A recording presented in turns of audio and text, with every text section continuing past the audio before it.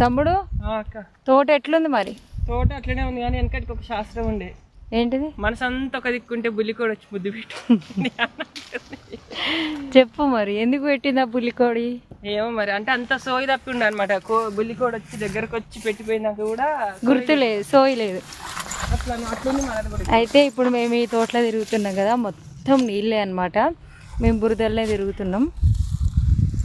ఇగో మా తమ్ముడు అయితే మంచిగా కాయలు తెంపుకుంటుండు. నువ్వా నేనా అన్నట్టుగా తెంపుతున్నాం. ఈరోజు అయితే బస్సకాయలు తెంపడానికి అయితే వచ్చినాం. పాటవారా? నమ్మవేమో గాలి కాదు, నమ్మవేమో గాని అందాల యువరాణి నేలపై వాలింది, నా నీ ముందే నిలిచింది.